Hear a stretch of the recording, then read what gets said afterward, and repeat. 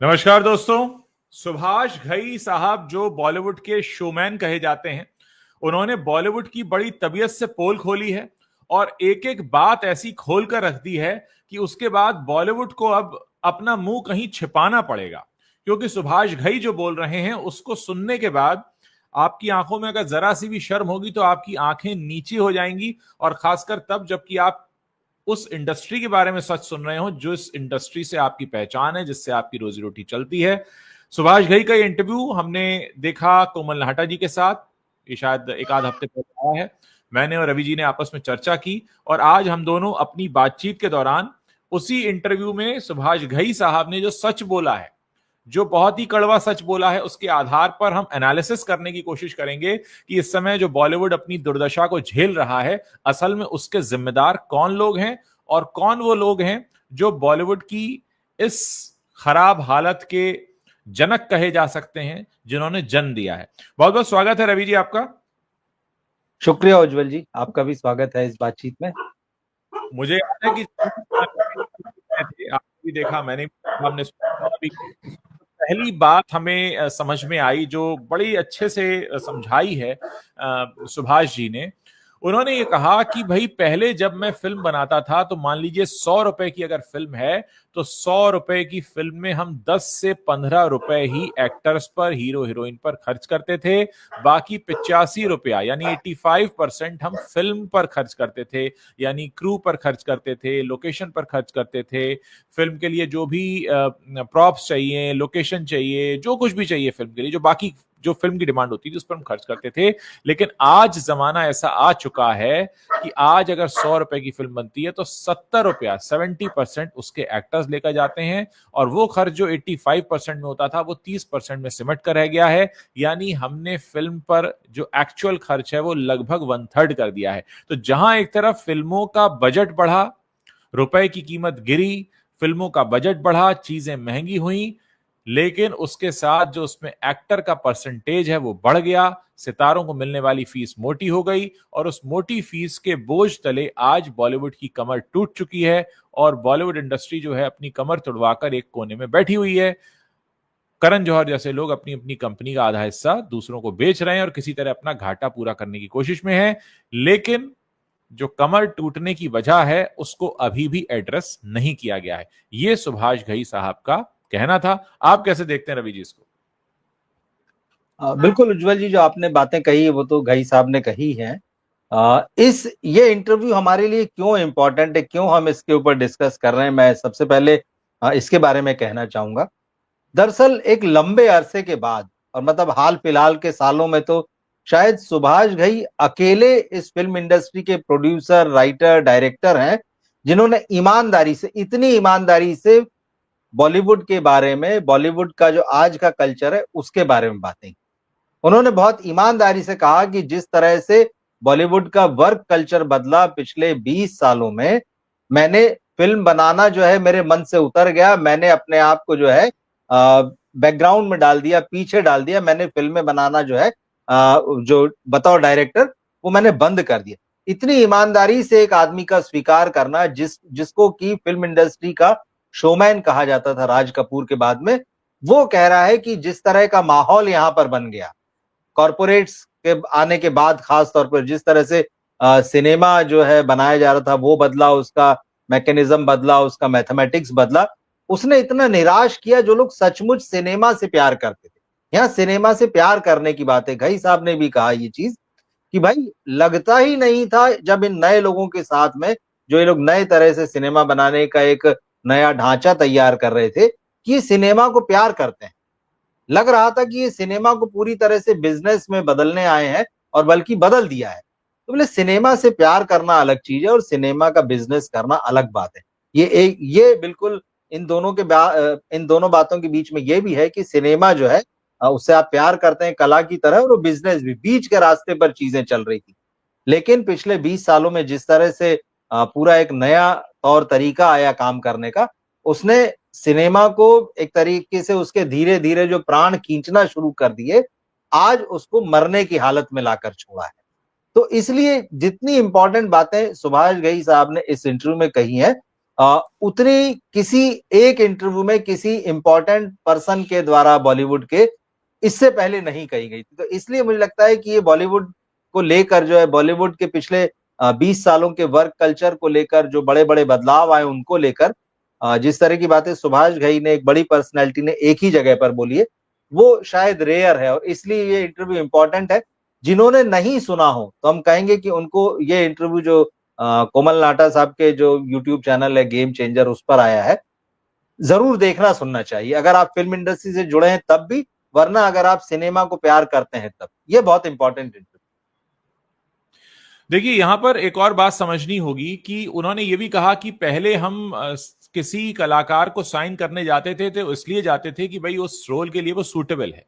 लेकिन फिर क्या होने लगा कि आप किसी कलाकार को साइन करने गए हैं और उसने कहा बड़ा अच्छा प्रोजेक्ट है, चलो मैं ही इसे प्रोड्यूस कर लेता हूं। तो दो चीजें होती हैं दोस्तों। एक तो होता है कि मैं सिनेमा से प्यार करता हूं, मैं आउट ऑफ पैशन इस फिल्म को बनाना चाहता हूं, मैं इतना कन्विंस्ड हूं इस कहानी से कि इसे कहा जाना चाहिए और मैं इसके लिए तन मन धन लगा देना चाहता हूं।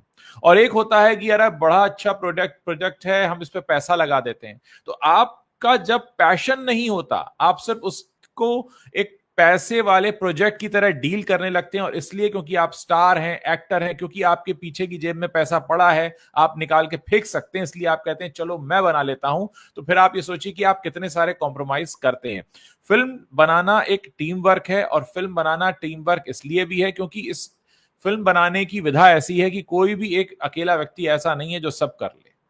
आप बहुत अच्छे डायरेक्टर हो सकते हैं, आप बहुत अच्छे राइटर हो सकते हैं, पर आपको म्यूजिशियन चाहिए, म्यूजिक डायरेक्टर चाहिए, आपको सिंगर चाहिए, आपको एक्शन मास्टर चाहिए, आपको कोरियोग्राफर चाहिए, आपको सिनेमेटोग्राफर चाहिए, आपको अच्छा एडिटर चाहिए, आपको अच्छा साउंड मिक्सर चाहिए, आपको अच्छा बैकग्राउंड स्कोर करने वाला चाहिए। और किसी भी एक व्यक्ति में इतनी ताकत नहीं कि वो सारे काम कर ले, इसलिए टीम वर्क होता है। और जब सारे टीम वर्क मिलकर बैठते हैं साथ में, तब ऐसे प्रोडक्ट निकलते हैं जिनको लोग बरसों बरस याद करते हैं।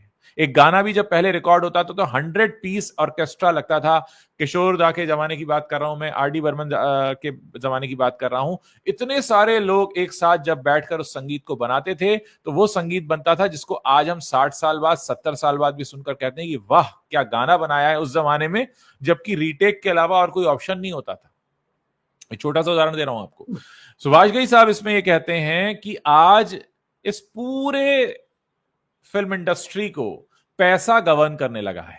यानी आप एक कहानी जब सुनाने चलते हैं तो आप उसको बड़ा बनाने के लिए आप उसमें अच्छी प्रोडक्शन वैल्यू लगाएं, अच्छे एक्टर लाएं, बढ़िया लाइटिंग करें, उसकी प्रोडक्शन वैल्यू बढ़ाएं, उसकी लोकेशन अच्छी हो, उसका म्यूजिक अच्छा हो, उसके डायलॉग राइटर अच्छे हो, उसकी एडिटिंग बहुत क्रिस्प हो। उसकी जगह आप उसमें थोप देते हैं पैसा। ये फिल्म अच्छी है क्योंकि इसमें लगा है 500 करोड़। आप जुआ खेल रहे हैं टेबल पे बैठकर, आप पत्ते खेल रहे हैं टेबल पे बैठकर, मैंने इतने का दांव लगाया, तू कितने का लगाएगा। आप फिल्म बना रहे हैं, जुआ खेल रहे हैं। तो जब से ये फिल्म बनाना जुआ हो गया, गैम्बलिंग हो गया, एक पैसे का बिजनेस हो गया, तब से फिल्म इंडस्ट्री जो थी गर्त में जाती चली गई। आप सुनार की दुकान पर जाते हैं, ठीक है कि आप पैसा खर्च करके सोना खरीदते हैं, लेकिन क्या सिर्फ पैसे से आप सोना खरीद सकते हैं? अगर वो अच्छा कलाकार नहीं होगा, उसने अच्छा नगीना नहीं बना लगाया होगा, उसमें अच्छा आभूषण डिजाइन नहीं किया होगा, उसमें मजबूती नहीं होगी, कलाकारी नहीं होगी, तो क्या आप उसका पैसा देकर आएंगे? आप उसका पैसा देते हैं इस बात का कि उसमें कलाकारी है। लेकिन यहां बिना कलाकारी देखे बस कुछ बड़े बड़े नाम आपने लिए। अभी बाशु भगनानी ने एक फ्लॉप फिल्म बनाई थी, मैं तो उसका नाम भी भूल गया, बड़े मियां छोटे मियां, जो उन्होंने नाम भी पिछली 90s की हिट फिल्म से निकाला था कि शायद उस वजह से वो फिल्म चल जाए। वो फिल्म उन्होंने पूरी की पूरी इसलिए बना दी कि लोग टाइगर श्रॉफ और अक्षय कुमार को एक फ्रेम में देखकर खुश होंगे। मुझे तरस आता है ऐसे लोगों की अकल पर जो ऐसा प्रोजेक्ट लेकर आ जाते हैं कि हम ये दो नाम एक स्क्रीन में खड़ा कर देंगे। अरे आप फोटो फ्रेम बना लो ना अपने घर में, आप अपने घर में इंस्टाग्राम का वीडियो बना लो, दोनों को साथ में लेके, लोग उसको देख लेंगे, उसकी रील हिट हो जाएगी। ऐसे फिल्म नहीं बनती, ऐसे सिनेमा नहीं बनता। उन लोगों को उन्होंने सीधे एड्रेस किया है और आज वही लोग अपने पांव पे कुल्हाड़ी मारकर बैठे हैं। कैसे लोग? करण जौहर जैसे लोग, जिन्हें आज अपनी रोजी रोटी चलाने के लिए या तो कोई अवार्ड फंक्शन होस्ट करना पड़ता है, या किसी को कॉफी पे बुलाना पड़ता है, या किसी वैक्सीन वाले को अपनी कंपनी बेचनी पड़ती है। क्यों? क्योंकि आपने इतने गलत डिसीजन लिए हैं और आप आज भी डिसीजन लिए जा रहे हो। मतलब इब्राहिम अली खान का तो लोगों ने क्या मजाक बनाया है, क्या कूड़ा पिक्चर आपने बनाई है, क्या आपकी बारात निकली है सोशल मीडिया पर।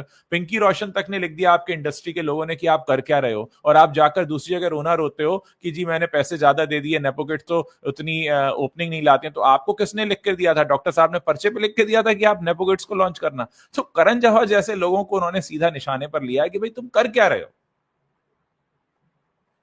ये पूरा बिल्कुल। मामला है।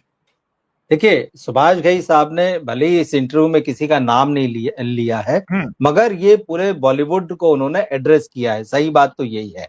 और एक और चीज मैं कहूंगा, ऐसा नहीं है कि बिल्कुल उन्होंने जो बातें कही है वो पहली बार कही है, या ऐसा कोई जिसको हम कहते हैं कि बड़ा एक्सक्लूसिवनेस या खुलासा है। उन्होंने जो बातें कही है उनके कद के व्यक्ति के कहने से उनकी रीच और उनका महत्व जो है बढ़ता है। इसीलिए अब जो बात एक एक्टर्स की फीस की आई और एक्टरों के प्रोड्यूसर बनने की आई, जिसने हिंदी फिल्मों को बहुत ज्यादा नुकसान पहुंचाया। जैसे इसमें उन्होंने बताया कि भाई एक प्रोड्यूसर है, वो मीडियम बजट की फिल्म के बजट के साथ में एक्टर के पास जाता है कि भाई मैं जो है 50 करोड़ के बजट की फिल्म बनाना चाहता हूं। अब वो एक्टर और उसका मैनेजर हंसता है कि भाई 50 करोड़ तो हम वैसे ही, हमारी तो फीस है। अब जब 50 करोड़ के बजट ही तुम्हारा है तो हमको फीस क्या दोगे? तो तत्काल फिर वो ऑफर रखता है प्रोड्यूसर के सामने, काम करते हैं, मैं भी इस फिल्म में प्रोड्यूसर बन जाता हूं। तो जब वो भी प्रोड्यूसर बन जाता है तो एक तो प्रोड्यूसर हवा में उड़ने लगता है कि चलो ये स्टार भी मेरे साथ प्रोड्यूसर बन गया है, मार्केट में नाम जाएगा। और उस एक्टर के लिए, उस स्टार के लिए होता है फिल्म इंपॉर्टेंट नहीं होती है, उसकी कहानी और बाकी चीजें इंपॉर्टेंट नहीं होती है, उसमें उसका मुनाफा इंपॉर्टेंट हो जाता है। उसको लगता है मैं इस फिल्म से पैसे कितने बनाऊंगा। जबकि घई साहब का ये कहना है कि भाई आपको चीजों को फ्लेक्सिबल रखना चाहिए कि अगर 50 करोड़ के बजट की फिल्म है तो आप अपनी फीस को उस हिसाब से आप चेंज करें। ओके ठीक है, अच्छा इस इतने बजट की फिल्म में मेरी फीस जो है इतनी होगी। यही चीज जो है देखिए थिएटर्स पे भी लागू होती है। जो मल्टीप्लेक्स कल्चर आया है इसमें हर फिल्म के लिए टिकट वही है, 250 रुपए से 500 रुपए से 1000 रुपए तक के। कई लोगों को मैंने ये कहते सुना है, हमने कहते सुना है कि भाई अगर बड़े स्टार की, बड़े हाउस की फिल्म आ रही है तो ठीक है, उसका अगर टिकट महंगा है तो वाजिब है। लेकिन अगर एक छोटे बजट की कंटेंट वाली फिल्म आ रही है, आप उसका भी टिकट 500 रुपए रखेंगे तो लोग हिचकते हैं जाने से। जैसे अभी पिछले दिनों जो सुपर बॉयज ऑफ मालेगांव आई, तो हमने उस फिल्म की बहुत तारीफ की, लेकिन दर्शक देखने नहीं गए। हमने इस बात पे वीडियो बनाया, तो उस पर कई लोगों का कहना था कि यार अब इस फिल्म के लिए 250 रुपए हम देने क्यों जाएं। स्टार का एक थोड़ा सा आकर्षण होता है, ये हम सबको मानना पड़ेगा। एक उनका एक अपना ऑरा है और लोग उनको देखना पसंद करते हैं, उनका काम देखना। लेकिन अगर कुछ कम लोकप्रिय कलाकार हैं, या जो सिर्फ जिसको देखने के लिए कुछ खास तरह का ऑडियंस ही आएगा, वो आने के लिए तैयार है, तो फिर आप उन छोटे बजट की फिल्मों के लिए टिकट कम क्यों नहीं करते हैं? तो ये बात मल्टीप्लेक्स पे भी लागू होती है, ये बात जो है इन सितारों पे भी लागू होती है। आपको बजट के, आप ये कौन सा रास्ता निकालते हैं कि ठीक है आप, मैं भी प्रोड्यूसर बन जाता हूं। मतलब आपकी नजर सिनेमा पे नहीं है, आपकी नजर सीधे सीधे पैसे पर है। और इस पैसे के खेल को जो है कॉर्पोरेट्स ने आके शुरू किया। वही बात है कि भाई जो आदमी अभी एक फिल्म करने का 10 करोड़ रुपए ले रहा था, और उसके बाद में अगर कॉर्पोरेट आते हैं, स्टूडियो आते हैं, तो कहते हैं हम तो आपको 3 फिल्मों के लिए 300 करोड़ रुपए देते हैं, आप सिर्फ हमारे लिए काम करना। आप तो, आपकी स्टारडम को हम बनाते हैं, आपको भी पैसा देंगे और हम भी पैसा कमाएंगे। तो उसको तो बढ़िया है, आज 10 मिल रहे थे, कल सीधे 300 मिल रहे हैं। वो आराम से बैठेगा, छुट्टियां मनाएगा, उसको कोई लेना देना नहीं सिनेमा से। और उसके बाद जो कॉर्पोरेट जो है, वो क्योंकि वो भी अपनी जेब का नहीं लगाते हैं, शेयर मार्केट में लिस्टेड कंपनियां होती हैं, उसके बाद में वो पैसा उधर से निकालते हैं, इधर बताते हैं कि देखो बड़े बड़े स्टार हमारे साथ हैं। फिर ना उनको कहानी से मतलब होता है, ना उनको सिनेमा से मतलब होता है, ना उनको संगीत से मतलब होता है, उनको किसी चीज से मतलब नहीं होता है। उनको अपने शेयरों की कीमत, अपनी कंपनी की कीमत बढ़ाने से मतलब होता है। उनको ये दिखाना होता है कि देखिए हमारी लाइब्रेरी में कितने बड़े बड़े स्टार्स की फिल्में चली है कि नहीं चली, से उसको कोई मतलब नहीं। तो कुल मिला के ये जो पिछले 20-25 सालों में सिनेमा को एक पैसा बनाने की मशीन में बदल दिया गया है, और इस कारण से सिर्फ कुछ लोगों पर दांव लगाए गए। दांव बल्कि ये जुआ है, जुआ सट्टा है, दांव भी नहीं है, जुआ सट्टा खेला गया उनके ऊपर। और सिनेमा ये जो खत्म किया है सिनेमा को, इसी के ऊपर जो है सुभाष घई साहब ने इस इंटरव्यू में बातें कही है, और वो वाजिब चिंताएं हैं। अब जिस मोड़ पर बॉलीवुड आकर खड़ा हो गया है, यहाँ की फिल्में जिस हाल में है, जिस तरह से करण जौहर ने अपना आधा बेचा है स्टूडियो, बाकी की भी खबरें आ रही है कि कम ज्यादा करके सब लाइन में लगे हुए हैं। कोई हॉलीवुड के स्टूडियो के आगे गिड़गिड़ा रहा है, कोई यहीं पर किसी को देख रहा है कि भाई आओ पैसा लगा दो, हाथ जोड़ रहे हैं तुम्हारे। ये जो सारे काम करने पड़ रहे हैं, ये इसी वजह से करने पड़ रहे हैं। पैसे के गणित में आप फेल हो गए, क्योंकि सिनेमा सिर्फ पैसे से नहीं बनता, सिनेमा सिर्फ पैसा बनाने की मशीन नहीं है। सिनेमा कुछ अलग चीज है, पैसा उसका एक माध्यम है। तो इस बात को बॉलीवुड को बहुत सीरियसली सोचना हो। सुभाष घई साहब ने एक और उदाहरण बहुत अच्छा दिया, जिसमें उन्होंने कहा कि हमारा देश मध्यम वर्गीय लोगों का देश है, निम्न मध्यम वर्गीय लोगों का देश है, जो ठेले पे खाना खाते हैं। ठेले पे खाना खाने का उनका बजट अगर 20 रुपया है, कभी ढाबे में खाना जाएंगे तो 50 रुपए में खाना खा लेंगे, लेकिन वो उस 5 स्टार में तो घुसना भी पसंद नहीं करेंगे। एक तो उनकी जेब अलाउ नहीं करती, दूसरा उनकी आदत में शुमार नहीं है, तीसरा उन्हें वहां जाकर जैसा फील होगा, क्योंकि वो थोड़ी देर का बदलाव होगा। तो वो जो 5 स्टार होटल हमने बना दिया है हमारे निम्न मध्यम वर्गीय लोगों के लिए, इसका नाम मल्टीप्लेक्स है हम कहते हैं, जहां 500 रुपए का पॉपकॉर्न बेचते हैं। जो आदमी ठेले पर 20 रुपए में खाता है, 50 रुपए में खाता है ढाबे में, वो 500 रुपए का पॉपकॉर्न कैसे खरीदेगा? अगर एक बार खरीद भी लेगा तो वो जिंदगी उसकी 3 घंटे की जिंदगी के लिए वो 500 रुपया क्यों खर्च करेगा? और एक तरह से आपने मल्टीप्लेक्स खोलकर जो सिनेमा बनाने वाले हैं उनके उनके ऊपर पांव पे कुल्हाड़ी मार दी कि आपने उनकी पिक्चर को, जो कि एक 20 रुपए वाला खर्च करके भी देख लेता, जिसको 20 रुपए का खाना खाने की आदत है, 50 रुपए में, 60 रुपए में, 70 रुपए में, आपने उसके लिए टिकट लगा दिया 400 रुपए का, 500 रुपए का। आपने रिक्लाइनर दे दिया जहां पर आप लेटिए और जाकर सो जाइए, खो जाइए। मतलब आप फिल्म देखने जा रहे हैं कि वहां पे आपने फिल्म देखने को इतना बड़ा तमाशा बना दिया, एक बारात बना दिया आपने कि आप इतने बड़े आलीशान मल्टीप्लेक्स में घुसेंगे। अच्छी बात है, बहुत अच्छे आलीशान मल्टीप्लेक्स होने चाहिए, लेकिन क्या हमारे भारत देश में वो आदमी रहता है? कितना परसेंट वो आदमी है? सिनेमा तो हर आदमी देखता है ना, हमारे रिक्शे वाले भाई हैं वो भी देखते हैं, सब्जी बेचने वाले भाई हैं वो भी देखते हैं, सड़क पे चाय बनाने वाले भाई हैं वो भी देखते हैं। क्या उनका बजट होता है? क्या उनकी कमाई इतनी है? और क्या आप ये कहना चाहते हैं कि आपने आपने सिनेमा उनके लिए बनाना बंद कर दिया है? या आप ये कहना चाहते हैं कि जिनके पास इतना पैसा हो वही देखने आए? तो फिर आप इतने अगर सेलेक्टिव हो रहे हैं तो आपको फिर अंदाजा होगा कि 140 करोड़ की आबादी में जहां 80 करोड़ आदमी हमारा मुफ्त का राशन खा रहा है, हमारे मोदी जी रोज बताते हैं टीवी पे आके हमको, तो 80 करोड़ आदमी जब हमारा मुफ्त में खाना खा रहा है तो वो आपका 500 रुपए का पॉपकॉर्न खाएगा फिर? और आपने उस सिनेमा को वहां तक पहुंचा दिया है जहां वो आम आदमी की जेब से बाहर हो गया। तो ये आप अपने धंधे के लिए अच्छा कर रहे हैं या अपने ही पांव पे कुल्हाड़ी मार रहे हैं? तो ये सबसे बड़ी चीज है जिस पर हमें ध्यान देने की जरूरत है। देखिए, सिनेमा हमेशा से आम आदमी की चीज रहा है, कभी भी खास आदमी की चीज नहीं रहा है। खास आदमी के पास तो मनोरंजन के सैकड़ों साधन है, उसका मन यहाँ नहीं बहलता है तो हवाई जहाज पकड़ के विदेश चला जाता है। वो अलग अलग तरह के अनुभव जो है वो अपने जीवन को खुश करने के लिए वो उनको उपभोग कर लेता है। लेकिन सिनेमा आम आदमी के लिए रहा है हमेशा, और उसकी एक सामाजिक और राजनीतिक भूमिका भी रही है इस देश में कम ज्यादा करके एक लंबे समय तक। और आम आदमी ने हमेशा ये चाहा कि सिनेमा उसकी बात को रिफ्लेक्ट करे, और इसीलिए आदमी वहां जाता रहा। लेकिन खास तौर पे इन पिछले 20-25 सालों में न केवल सिनेमा, जो एनआरआई के चक्कर में, ये जो करण जौहर और जो शिफॉन की साड़ियों वाले लोग आए हैं, इनके चक्कर में ये सिनेमा जो दूर हुआ है आम आदमी से कि बड़े बड़े ख्वाब और विदेश और पहाड़ियां और आसमान और नदी झरने सब यहाँ भी है, लेकिन इन्होंने जाके दिखाया कि नहीं, वहां ज्यादा बेहतर है। उसकी ब्रांडिंग की, अपने देश को छोड़ के विदेश की जो ब्रांडिंग की। और उसके बाद ये जो कॉर्पोरेट आया, कॉर्पोरेट मतलब ठीक, कॉर्पोरेट होना अच्छी बात है, लेकिन उसके बाद ये ये कल्चर आया, स्टूडियो का कल्चर आया, उसके साथ साथ ये जो मल्टीप्लेक्स आए, ये सारा कुछ इतना चमक दमक से भरा और इतना मनी ड्रिवन और मनी माइंडेड लोगों का खेल हो गया, इसने सब कुछ आम आदमी से दूर कर दिया। इसने सिनेमा को एक ऐसी विधा बना दिया जो आम आदमी के लिए नहीं है, क्योंकि इसने सपने बेचने के नाम पे जिस तरह की फिल्में बनानी शुरू की, उसने तो आम जिंदगी की कहानियों को दूर कर ही दिया। ये हमको न्यूयॉर्क और लंदन में रहने वाले भारतीयों की कहानियां दिखाने लगा, रोमांस उनके दिखाने लगा, सुख दुख उनके दिखाने लगा, और उनके नकली इमोशंस दिखाने लगा जो इस जमीन से जुड़े हुए। वो बताने लगा कि देखो, ये रहते तो वहां है 2-2 पीढ़ियों से, लेकिन ये संस्कार देखिए इस मिट्टी में जुड़े हुए। थोड़ा बहुत अच्छा लगा, लेकिन धीरे धीरे तो उन्होंने ऐसे बताया कि असली भारत तो वहीं। देखिए, अगर सिनेमा कोई ये मतलब दावा ही नहीं। करेगा कि असली भारत वहां के जी। लोग जानते हैं, तो फिर उनकी हालत हाँ। वही हो जाएगी जो जब अमेरिका जाते हैं मोदी जी, तो उनके सामने झंडे लेके खड़े हो जाते हैं वहां रहने वाले भारतीय। वो अमेरिका में रहकर तो मोदी मोदी करते हैं, लेकिन भारत आकर रहने को तैयार नहीं है, क्योंकि उनको अगर यहाँ रहने का मौका मिल जाए 10 दिन में तो सारी नानी याद आ जाएगी, खुदी हुई सड़कें और टूटे टीन बिल्कुल। टप्परों में रहकर उनको समझ में आ जाएगा। तो देखिए, असल आपको दिखाना है, आप हिंदुस्तान में रहते हैं, क्या आप ये चाहेंगे कि आपकी पिक्चर रिलीज हो और विदेश में रहने वाला भारतीय ही देखे?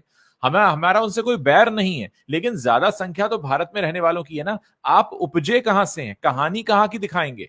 आज आप अगर हिंदुस्तान में 140 करोड़ आदमी रहता है, आप उनके बीच बिजनेस लेकर जाना चाहते हैं, या हिंदुस्तान के बाहर रह रहे 15 करोड़ भारतीयों के पास आप लेकर जाना चाहते हैं अपना बिजनेस? ठीक है कि वहां पर टिकट प्राइस ज्यादा है, वहां पर कम लोग भी देखेंगे तो आपका मुनाफे का परसेंटेज ज्यादा होगा, लेकिन अल्टीमेटली आप कहानी किसकी बता रहे हैं? कहानी आप मथुरा की, मेरठ की, जबलपुर की कहानी जब बता रहे हैं, आप जोधपुर जयपुर की, तो वो कहानी न्यूयॉर्क में, वॉशिंगटन में और सिडनी में और मेलबर्न में कैसे समझ में आएगी लोगों को?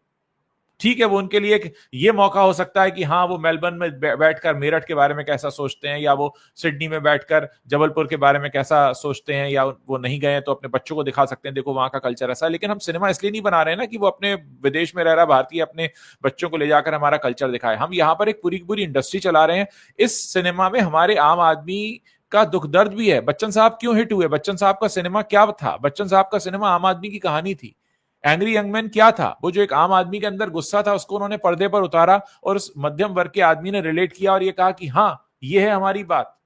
कहीं ना कहीं बहुत बड़े स्तर पर अगर हम देखें, तो जो एक जर्नलिस्ट का काम होता है, कई मायनों में सिनेमा वो काम करके जाता है। समाज की कई सारी समस्याओं को इस तरीके से दिखाया गया, समाज की कई सारी जो कुरीतियां हैं उन पर फिल्में बनी, हमारी जिंदगी को छूने वाले हर पहलू पर बात हुई, जिन कहानियों ने हमें छुआ, जिनमें हमने खुद को देखा। हम उसमें कैसे देख सकते हैं कि एक हीरो जो है हेलीकॉप्टर से उतर रहा है? हिंदुस्तान में कितने लोग रहते हैं जिन्होंने हेलीकॉप्टर को पास से भी देखा है? तो हम, मतलब करण जौहर जो सिनेमा लेकर आए, आज करण जौहर की जो हालत हो चुकी है, और करण जौहर की क्या हालत हो चुकी है, मतलब वो तो इंडस्ट्री की पूरी हालत हो चुकी है। करण जौहर की हालत उनकी शक्ल देख के समझ में आ जाती है, लेकिन बाकी इंडस्ट्री की भी शक्ल इस समय बहुत खराब हो चुकी है। और शक्ल खराब होने का नतीजा यही है कि आप अगर इसलिए सिनेमा बना रहे हैं कि आपने एक शाहरुख खान बना लिया है, फिर शाहरुख खान को बुलाकर आप 100 करोड़ की फिल्म में से 80 करोड़ उसे दे देते हैं और बाकी 20 करोड़ में आप पिक्चर बनाते हैं, तो आप क्या खुद को अक्लमंद कह रहे हैं? बिल्कुल। और आप देखिए ना, जिन लोगों को आप हीरो कहते हैं वो भी कितने स्वार्थी हो चुके हैं। उनको बिल्कुल। सिर्फ अपनी जेबें भरने से मतलब है। और आप पिछले 20 साल में जितने बड़े एक्टर्स हुए इन सबको देख लीजिए, ये सारे के सारे मेन प्रोड्यूसर हो चुके हैं आज की तारीख। हाँ। इनको, ये अपनी हर फिल्म के प्रोड्यूसर होते हैं, ये अपने प्रोडक्शन हाउस से फिल्में बना रहे हैं। इनका पूरा फोकस जो उसी, ये सिर्फ एक्टर नहीं, एक्टिंग तो अब इनका साइड लाइन का काम हो गया है। एक्टिंग इनके लिए साइड में है। अब तो सिनेमा मेकिंग और प्रॉफिट मेकिंग और खुद स्टूडियो में बदल जाना, ये इनका बिजनेस। उसके बहाने से जो तमाम एंडोर्समेंट वगैरह करते ही है, तो ये हीरो नहीं रह गए हैं। इनके असली धंधे अलग हो चुके हैं। सिर्फ अपने चेहरे को बाजार में बेचने के लिए साल 2 साल 3 साल में अपनी एक आध फिल्म लाते हैं और अपने आप को ये बनाए रखते हैं कि देखो हम हीरो हैं। हीरो नहीं है ये काम दूसरा कर रहे हैं। ये सिर्फ पर्दे पर अपना चेहरा जितना लंबा उसको खींच सकें, क्योंकि अब तो सबकी उम्र जो है वो 60 के पास पहुंच ही रही, साल 2 साल 3 साल 4 साल में। तो इन्होंने ये जो पूरा एक तरीके से एक लंबे दौर में सिनेमा को धीरे धीरे करके खत्म किया और खुद को स्टार से, हीरो से बदल के जो पूरे तौर पर प्रोड्यूसर के रूप में इन्होंने कन्वर्ट कर लिया और पैसा कैसे बनाया जाए इसके ऊपर जो फोकस किया, उसने जो है खत्म कर दिया। अब इनके इस तरह से हीरो बन जाने का, मतलब प्रोड्यूसर हीरो बन जाने का एक नुकसान ये हुआ सिनेमा को कि राइटिंग तो पहले भी कम ज्यादा करके बहुत अच्छी नहीं थी, या पहले बॉन्डेड स्क्रिप्ट नहीं होती थी। इन्होंने कॉर्पोरेट्स में और स्टूडियो में बॉन्डेड स्क्रिप्ट के नाम पे जिस तरह से काम शुरू किए, तो वहां तो डीवीडी से कॉपी कर लो, सीडी से कॉपी कर लो, फिल्म का रीमेक कर लो, ये जो कल्चर लेकर आए, तो इन्होंने कहानियां भी खत्म कर दी। क्योंकि इन्होंने अपने स्टूडियोज में जिन लोगों को क्रिएटिव पोस्ट दी, जिन लोगों को वो जगह दी कि ठीक है आप सिलेक्शन करेंगे कहानियों का, वो तो सारे एमबीए पढ़े लिखे और वो टेक्निकल नॉलेज वाले लोग आए, जिन्होंने बैंकिंग पढ़ी, जिन्होंने मार्केटिंग पढ़ी। तो वो एल्गोरिदम तलाशने लगे मार्केट में कि क्या चलेगा, क्या चल रहा है, कैसे चल रहा है, उनको कहानी से कोई लेना देना ही नहीं रहा। तो बॉलीवुड में धीरे धीरे राइटर्स, जो जेन्युइन राइटर्स है, वो खत्म। देखिए, सुभाष घई भी आज ये सारी बातें इसलिए कर पा रहे हैं, सुभाष घई भी आज ये सारी बातें इसलिए कर पा रहे हैं क्योंकि सुभाष घई से जब पूछा गया कि भाई आप फिल्म क्यों नहीं बनाते, उनका मजा नहीं आता, बिल्कुल। अब कैसे बनाऊं, क्योंकि वो माहौल ही नहीं है, आपने माहौल बिगाड़ दिया। तो आपने कितने तरीके का अपराध किया, न तो आपने खुद काम किया और ना ही आपने काम करने का माहौल रहने दिया। और सबसे बड़ी दिक्कत उन छोटे फिल्मकारों की है जिन्हें थिएटर नहीं मिलता, क्योंकि किसी खान कपूर की फिल्म आ रही है, क्योंकि वो कोई ईद बनाता है, कोई क्रिसमस बनाता है, कोई दिवाली बनाता है, और बाकी सब तो चेहरे पर कुछ लिखवा कर आए हैं, अंग्रेजी वर्णमाला का तीसरा अक्षर, कि हमें तो कुछ करना नहीं है। तो मतलब आप न तो खुद करेंगे, न किसी को करने देंगे, और बिना कहानी की फिल्में बनाकर पूरा थिएटर सब आप रोक कर रखेंगे, क्योंकि सारे ब्रांड आपके पास हैं, गुटखा, तंबाकू, सिगरेट सब आप ही बेचते हैं। मतलब आप कहीं कुछ छोड़ेंगे कि नहीं छोड़ेंगे? ये जो पैसे कमाने की, मैं कहूंगा हवस ही कहेंगे इसको, जो हवस है जब शांत नहीं होगी जब तक, तब तक तो कुछ नहीं होने वाला। फिर तो आप मतलब आप अब देखिए, इब्राहिम अली खान को आप लॉन्च कर रहे हैं। अब इब्राहिम अली खान को मैं क्या देखने जाऊं थिएटर में? मुझे ऐसा लगता है कि मैंने सैफ अली खान का जेरोक्स कॉपी को देख लिया है। और उनको जिस तरीके से ट्रोल किया जा रहा है, वो अपने आप में बताता है कि भाई लोग नहीं देखना चाहते। भाई नेता और अभिनेता वही बनता है जिसे जनता चाहती है। आप किसी को जबरदस्ती नेता बनाएंगे, अभिनेता बनाएंगे तो नहीं चलेगा, फिर लोग ऐसे ही आपको भगा देंगे मार्केट से। आज ये स्थिति बन चुकी है। और मुझे सुभाष घई साहब की वो बात भी अच्छी लगी, उन्होंने कहा कि मैं कैसे बनाऊं फिल्म, इस सिनेरियो में कैसे बनाऊं। और एक सबसे अच्छी बात ये भी लगी, उन्होंने कहा कि मैंने शायद 43 फिल्म्स बनाई हैं, और 43 फिल्म्स जो हैं वो मुनाफे में बनाई है, घाटा किसी में नहीं हुआ, क्योंकि बजट हमारा बहुत टाइट रहता है कि हमें इतने में ही बनानी है। देखिए, एक अच्छा एग्जाम्पल है, 2-3-4 दिनों से, पिछले कुछ दिनों में चल रही क्रिश 4 की बातें बहुत दिनों से चल रही जी। अब आप देखिए कि इसी कॉरपोरेट ने इनके बजट को इस लेवल पे ला दिया है कि क्रिश 4 के लिए 700 करोड़ रुपए के बजट की बात हो रही, 600 करोड़ रुपए, 700 करोड़ रुपए। हाँ। यार, क्या आप इतने पैसे में, इतने करोड़ों की में फिल्म बनाएंगे? क्या आप उसको इस मार्केट से निकाल सकते हैं? ऋतिक रोशन, क्या कोई भी इतना बड़ा स्टार है कि जो 700 करोड़ रुपए की बजट फिल्म करेगा, बजट में फिल्म करेगा और उसकी रिकवरी हो जाएगी? ये 700 करोड़ क्यों लग रहा है भाई? ये आप ही ने धीरे धीरे बनाया है। आप ही ने इतने सारे वो पैसा खाने वाले डिपार्टमेंट बना दिए हैं, जो घई साहब ने भी अपने उसमें कहा है कि जो फिल्म 100 रुपए में बन जाती थी, अब अगर 500 रुपए में बन रही है, तो ऐसा नहीं कि 500 सचमुच लग रहा है, वो 100 रुपए को मैनेज करने के लिए जो 400 रुपए और जो बांटे जा रहे हैं, दिए जा रहे हैं अलग अलग लेवल पे, उसने आपके बजट की 12 बजा डाली, उसने बैंड बजा डाला। तो जब आप इतनी महंगी फिल्में बनाएंगे, आप वर्ल्ड वाइड उसको रिलीज कर लीजिए, तब भी उसकी रिकवरी आपके लिए मुश्किल होगी। पुराना आइडिया हो चुका है, बासी आइडिया हो चुका है, कितना आप बना लेंगे? वो स्पाइडरमैन नहीं है, वो सुपरमैन नहीं है।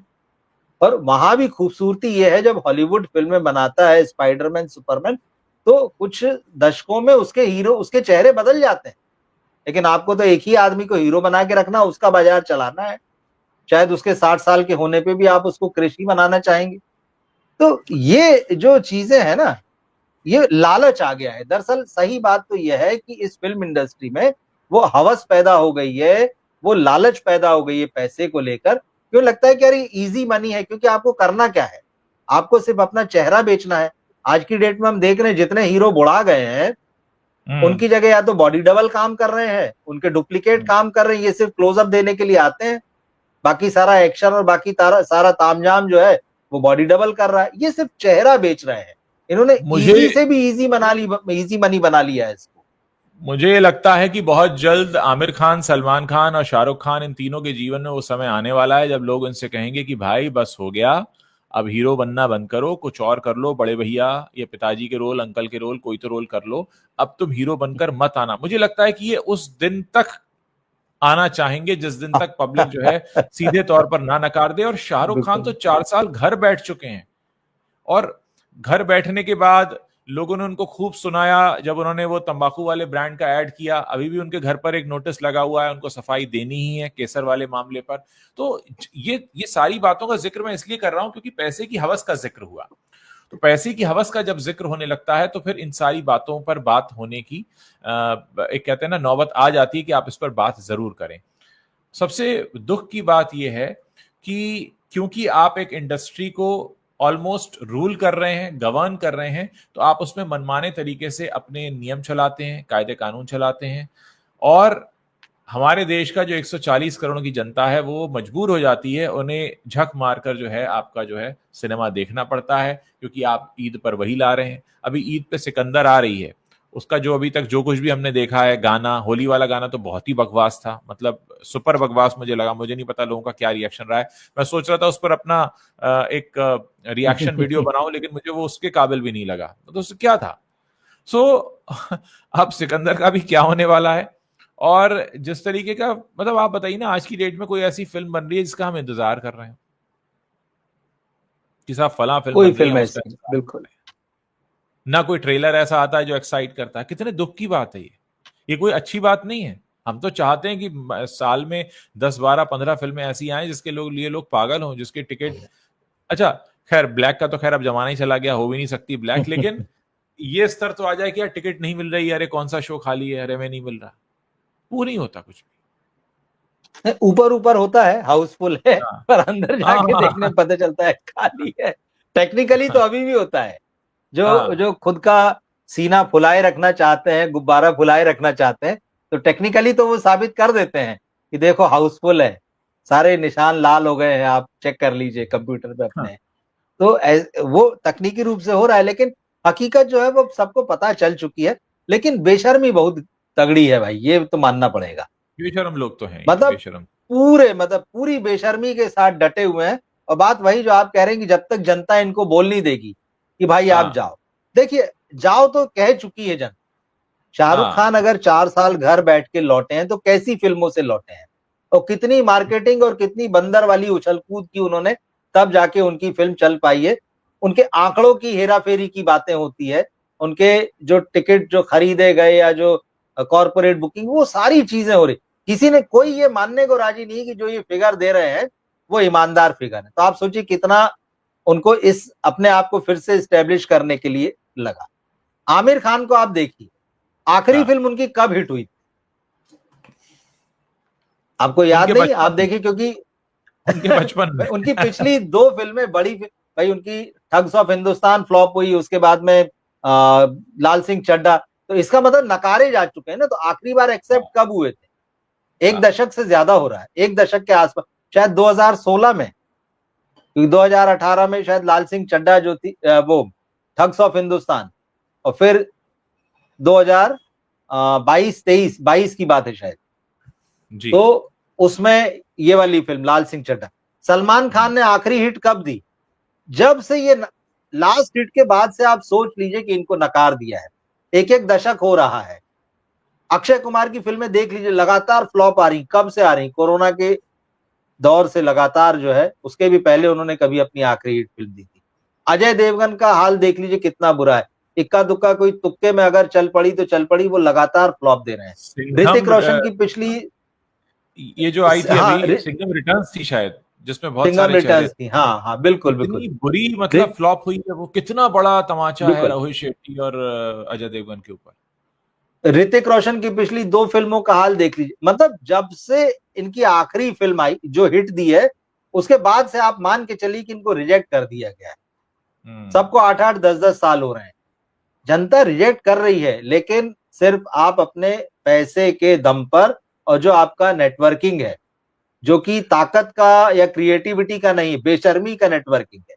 इसके हाँ। बाद आप नेपो किड्स की लिस्ट निकाल लीजिए, किसकी फिल्म चल रही है, धड़ल्ले से फ्लॉप हो रहे हैं। मतलब जनता सिर्फ रिजेक्ट कर रही है, पर ये मानने सुनने को राजी नहीं है। ये जो असली काम है, असली क्रिएटिविटी है, उस पर ध्यान देने को राजी नहीं, अपनी कमजोरियां दूर करने को राजी नहीं। ये सिर्फ थोपे जा रहे हैं अपने आप को। तो थोड़े दिन और चले गए, ज्यादा दिन नहीं चल पाएगा इस तरह।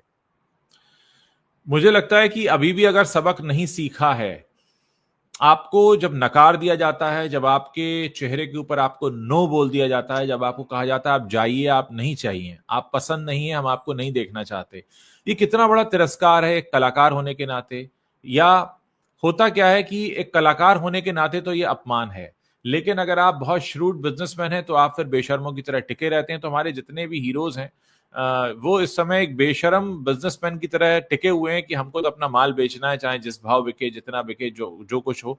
और उसके बाद आप देखिए कि लगातार रियल एस्टेट में इन्वेस्टमेंट और रियल एस्टेट का जो है उनका ग्राफ बढ़ता चला जा रहा है। तो वो साफ बताता है कि वो मकान बनाने के लिए, दुकान बनाने के लिए, बिल्डिंगें खड़ी करने के लिए सिनेमा बना रहे हैं। They are not passionate film makers, they are not out of passion, उसकी वजह से नहीं है। दूसरा क्या है कि ऐसा करके आप दूसरों की जगह भी घेरते हैं। आप कहते हैं ना, आप सीट खराब कर रहे हैं, आप जगह खराब कर रहे हैं, आप जगह घेर कर बैठे हैं। और इतना खुलकर जब हम लोग बात करते हैं, डेफिनेटली इंडस्ट्री में बात जाती भी है, लोग देखते भी हैं, लोगों को पता भी है, लेकिन फिर भी बेशर्माई से टिके हुए हैं क्योंकि उन्हें कोई फर्क नहीं पड़ता। क्योंकि आप अगर फिल्म अभिनेता इसलिए बने हैं कि आप तंबाकू का ऐड करके या शादियों में ठुमक के या बड़े उद्योगपतियों की शादी में खीर परोस के पैसा कमाने के लिए अगर आप फिल्में कर रहे हैं, तो फिर आपके लिए वाकई शर्म के कोई परिभाषा नहीं होगी आपके लिए, क्योंकि आप तो करने ही कुछ और आए हैं असल में। बिल्कुल, देखिए ये जितने बॉलीवुड बाहर से आने वालों का स्ट्रगल कितना बड़ा और कितना लंबा चलता है, आप देख लीजिए। पिछले दिनों जो विनीत कुमार सिंह ने एक इंटरव्यू में कहा था कि आलिया भट्ट जब बच्ची थी, गोदी में थी वो, हाँ, हाँ, तब भी वो स्ट्रगल कर रहे थे। अब जाके थोड़ा बहुत उनको छावा के बाद में लोगों ने कहा अच्छा ये एक बड़ी फिल्म में आया हुआ है। और Alia Bhatt so called superstar है आज की डेट में। वो पैसे और मार्केटिंग और पीआर के दम पे बनी हुई, लेकिन ठीक है, चल रही है। तो ये बॉलीवुड इस तरह से चलाता है चीजों को। बाहर वालों के लिए सफर इतना लंबा है, उतनी देर में तो जो गोदी में होता है वो मार्केटिंग और पैसे और नेक्सस के दम पे स्टार बना हुआ दिखाई देता है। कितना फर्क है दोनों की जर्नी में, आप समझ लीजिए। एक को कितना लंबा रास्ता चलकर यहाँ तक पहुंचना पड़ता है, तब भी वो स्टार नहीं बन पाता है, तब भी उसकी थोड़ी बहुत पहचान मिलती है। और यहाँ जो गोद में खेल रहे होते हैं उनको उठाकर कैसे ऊपर बैठा दिया जाता है टॉप पे, कि देखो ये तो कितनी जल्दी इसने सफलता की सीढ़ियां चढ़ी। ये फर्क है, और ये कर रहा है बॉलीवुड, ये कर रहा है बाहर के लोगों के साथ, और खुद कुछ कर नहीं पा रहा है। सिनेमा को वो लगातार डुबा रहा है, ऐसी फिल्में बना रहा है। और बाहर वाले जो लोग काम करना चाहते हैं उनके लिए मौके नहीं है, या फिर बहुत बहुत लंबे रास्ते हैं, उसका बुढ़ापा आ जाता है।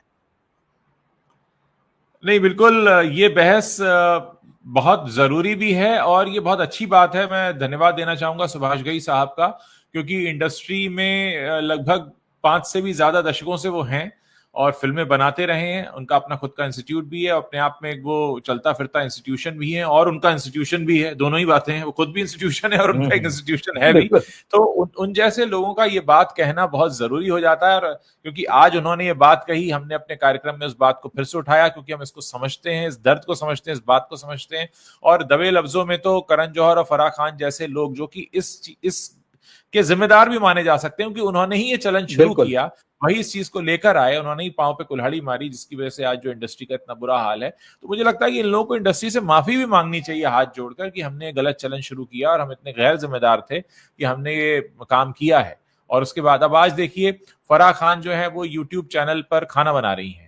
तो आप सोचिए, शायद आपके साथ ही मेरी चर्चा हो रही थी और आपने बात कही तो मुझे बिल्कुल ध्यान गया इस पर। मेरी और रवि जी की चर्चा फोन पर हो रही थी, तो वो यही कहने लगे, रवि जी की देखो यार, कहाँ फिल्म बनाने से शुरू किया, अब क्या खाना बना रही है। तो बात सही है, बात ये नहीं है कि यूट्यूब चलाना कोई छोटा काम है या खाना बनाना छोटा काम है, लेकिन आप कहाँ से शुरू होते हो, कहाँ आकर रुकते हैं। आज फराह खान को कोई कौन लेगा, क्योंकि फराह खान ने अपने कंफर्ट जोन में रहते हुए शाहरुख खान के साथ काम कर लिया था। शाहरुख खान ने भी फराह और करण दोनों को दिखा दिया ठेंगा। दोनों आस लगाए बैठे होंगे कि सुहाना और आर्यन का मौका आएगा तो हमें चांस मिलेगा, लेकिन बिस्किट फेंका नहीं गया, बिस्किट कहीं और चला गया।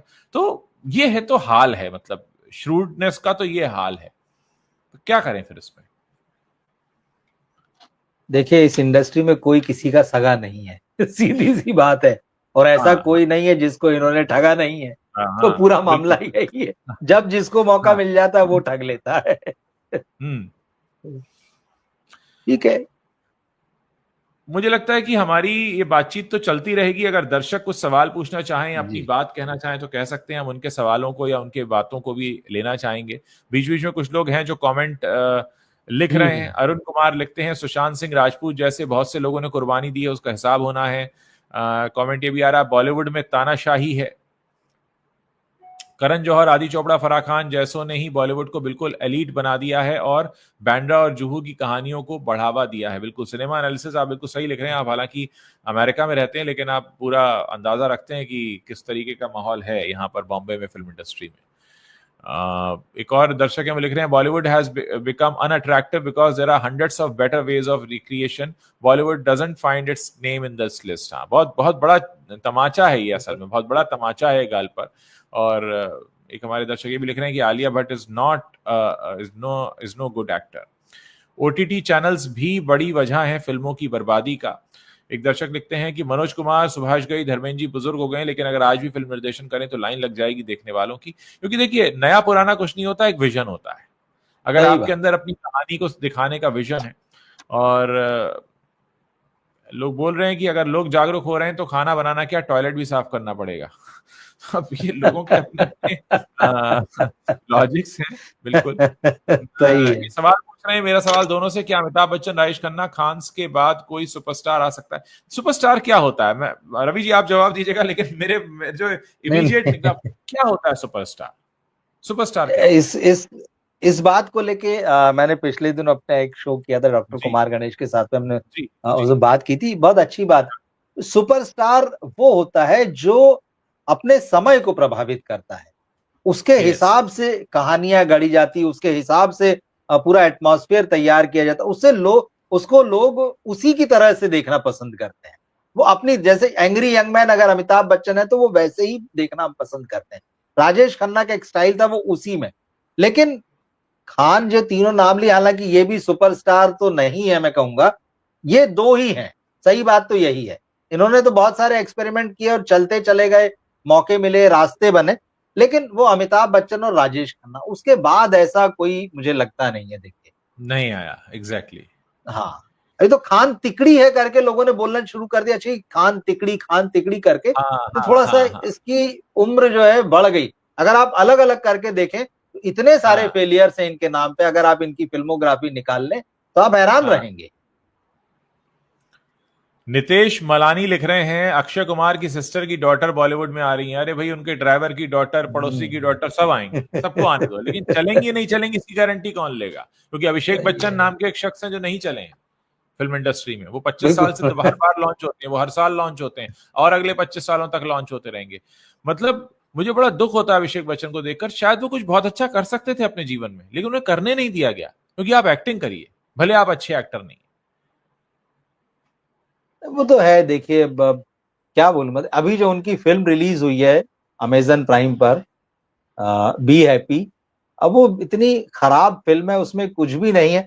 हालांकि ठीक है, मुझे आश्चर्य हुआ इस बार जब मैंने रिव्यू किया कि कुछ लोग उन्हें भी पसंद करते हैं, और बिल्कुल इतना पसंद करते हैं कि वो आपको, अगर आप कह रहे हैं कि फिल्म अच्छी नहीं, तो गरियाने लगते हैं कि यार आप कैसे आदमी है, आपको फिल्म देखना नहीं आती है, आपको रिव्यू करना नहीं आता है। तो ये सब चीजें हैं। तो ठीक है, अभिषेक बच्चन किसी के लिए हो सकते हैं, लेकिन ओवरऑल देखें, उनके पास एक गुरु है, दूसरी उनके पास युवा का एक रोल है, तीसरा थोड़ा बहुत सरकार है, एक आध दो और अगर आप चलिए बंटी बबली भी थोड़ा सा जोड़ लीजिए ऐसे। लेकिन ऐसे वो नहीं है कि वो अपने समय के बहुत ही, मतलब ऐसे एक्टरों की जिनके बगैर उस डेकेड की, या जिस दौर में उन्होंने काम किया है, कि वो टॉप 10 में आएंगे, टॉप 5 में आएंगे, या उनके बगैर उस दौर को जो है वो लिखा नहीं जा पाए, ऐसा कुछ भी नहीं किया उन्होंने। बहुत अच्छी बात कही बच्चन आपने, सरनेम लगा होने के बाद। आपने बहुत अच्छी बात कही है। मैं कहने ही वाला था और आपने कह दिया कि उस दौर को ना लिखा जा सके, हम उसे ही मानेंगे कि जिसके बिना वो दौर अधूरा था। इसमें हम दिलीप कुमार का जिक्र करेंगे, देवानंद का जिक्र करेंगे, राजेश खन्ना का जिक्र करेंगे, अमिताभ बच्चन का जिक्र करेंगे कि उनके बिना वो दौर नहीं लिखा जा सकता। लेकिन क्या उसके बाद कोई ऐसा आया जिसके लिए हम कहें कि उनके बिना वो दौर नहीं लिखा जा सकता?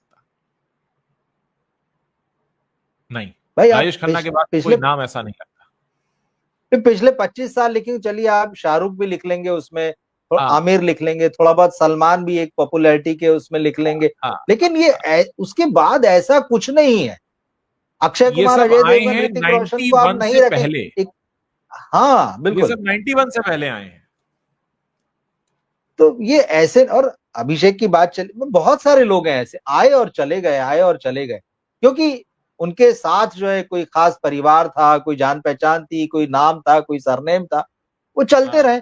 और पिछले 25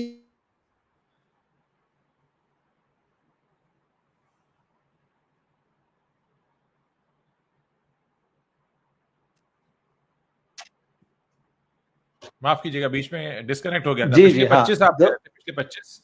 हाँ, ये पिछले 25 साल में ये चीजें कुछ ज्यादा ही हो गई हैं। ऐसा नहीं कि पहले फिल्मी परिवारों से लोग नहीं आ रहे थे कि हीरो का बेटा कभी हीरो नहीं बना, लेकिन ठीक है, वो अगर उसको मौके मिलते थे लेकिन उसको थोपने जैसी कोशिश नहीं होती थी। सनी देओल हाँ चले, संजय दत्त चले, ऐसा नहीं कि नहीं चले। अभी देखिए कुमार गौरव आए, एक फिल्म बहुत शानदार रही, वो उसी के लिए याद किए जाते हैं, लव स्टोरी के लिए। फिर कुछ समय चले गए, फिर वो ठंडे बस्ते में चलने के बाद में फिर ठंडे बस्ते में चले गए। ऐसे और भी आए, इक्का दुक्का। लेकिन अभी ये जो टाइम आया है कि 25 साल हो गए आप लॉन्च हो रहे हैं फिर से, ये बहुत भयानक है और ये ट्रू लगातार आगे बढ़ाया जा रहा है।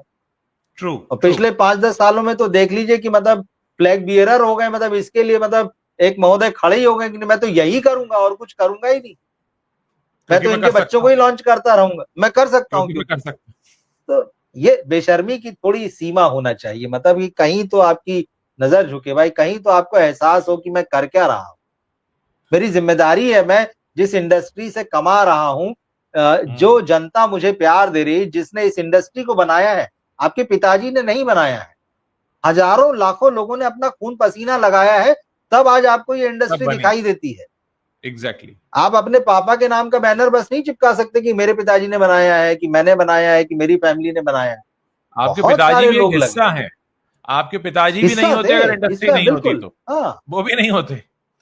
तो तो लेकिन आज आप इसको कैसे ले रहे हैं? आप तो ऐसे कि बस हम ही हम हैं, बस बाकी तो कोई है ही नहीं, और हमारी ही नाम पे सब चलेगा। राहत इंदौरी साहब की एक लाइन है ना, किसी के बाप का हिंदुस्तान नहीं है।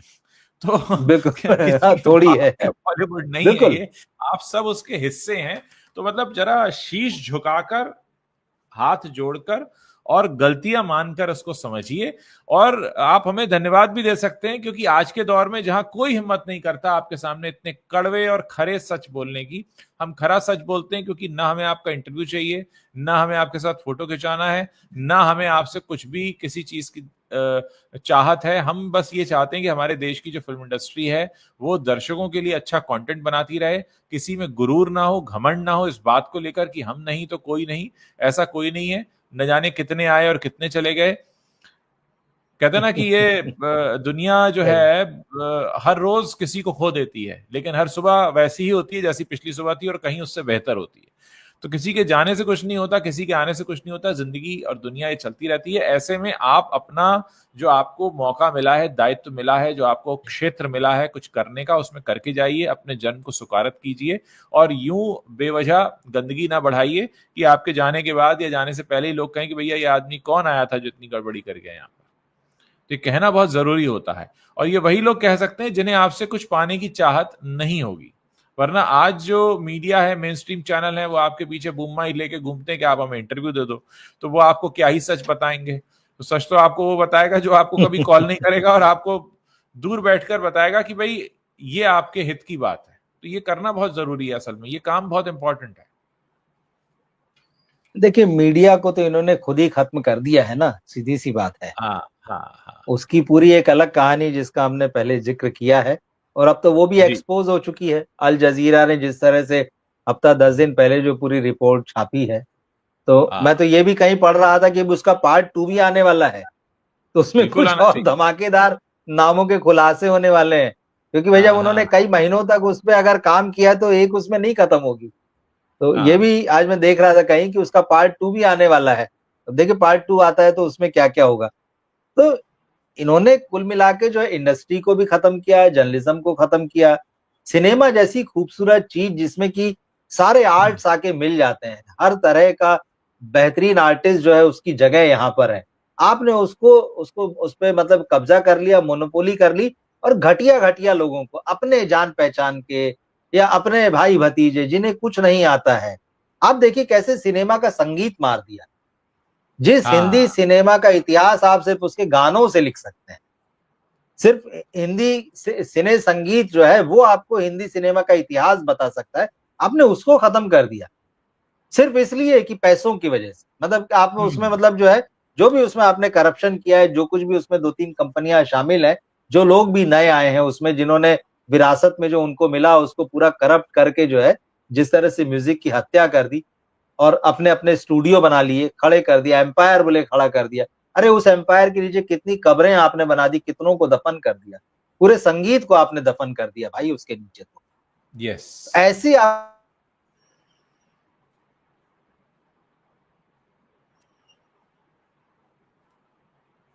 तो इस तरह से एम्पायर खड़े किए गए हैं जिनका कोई मतलब नहीं है, बहुत कुछ उनके नीचे दफन है।